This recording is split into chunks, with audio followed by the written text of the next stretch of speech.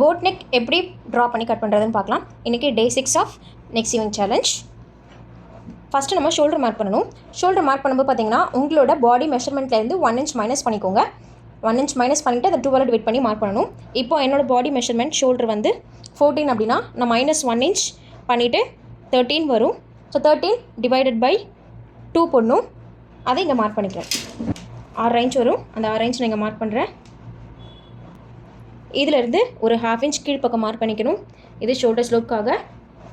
And இந்த centre ஃபோல்டிங்லேருந்து 2.25 mark பண்ணிக்கணும். இந்த பாயிண்ட்டையும் கனெக்ட் பண்ணிக்கணும். இந்த 2.25 ஸ்டாண்டர்ட் மெஷர்மெண்ட். இதை நீங்கள் எல்லாத்துக்குமே யூஸ் பண்ணிக்கலாம்.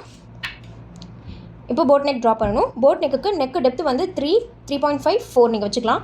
ஸ்மால் சைஸஸ்க்கு 3 inches வச்சுக்கலாம். மீடியம் சைஸஸ்க்கு 3.5 3.25 அந்த மாதிரி வச்சுக்கலாம். லார்ஜ் சைஸஸ்க்கு 4 inches வச்சுக்கலாம். ஓகே, மார்க் பண்ணியாச்சு. இப்போ ஷோல்டர் நம்ம எவ்வளோ வேணும்னு பார்க்கலாம்.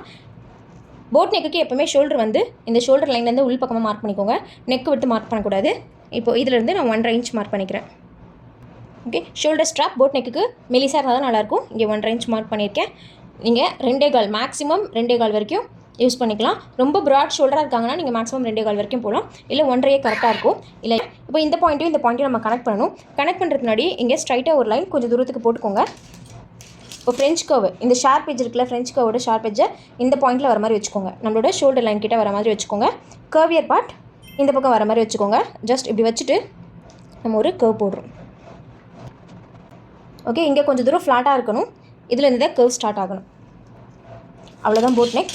இப்போது இங்கே போட் நெக் கொடுத்துட்டு இதுக்கு இடையில ஏதாவது ஷேப் கொடுக்கணும்னு நினைக்கிறீங்கன்னா எப்படி கொடுக்கணுன்னா உங்களோட நெக் டெப்த்து, நீங்கள் நார்மலாக நெக் டெப்த் எவ்வளோ வைப்பீங்களோ அதை மார்க் பண்ணிக்கோங்க. இப்போ நான் இங்கே 6.5 வைக்கிறேன். நீங்கள் 6 வைப்பீங்கன்னா 6 inches மார்க் பண்ணிக்கலாம். 6.5 வச்சுக்கிறேன். இதுக்கும் 1/2 inch இல்லை 1 inch ஸ்பேஸ் கொடுத்துக்கலாம். நீங்கள் 1 inch கொடுக்கணுன்னா 1 inch, 1/2 inch கொடுக்கணுன்னா 1/2 inch space கொடுத்துக்கலாம்.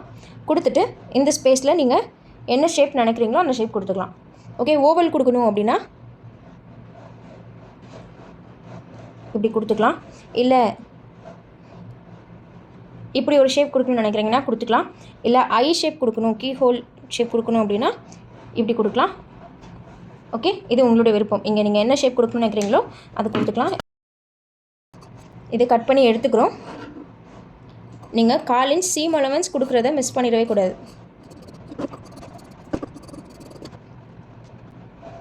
இதை கட் பண்ணி எடுத்துட்டோம். நெக்ஸ்ட் வீடியோவில் இதுக்கான ஸ்டிச்சிங் பார்க்கலாம். டாடா.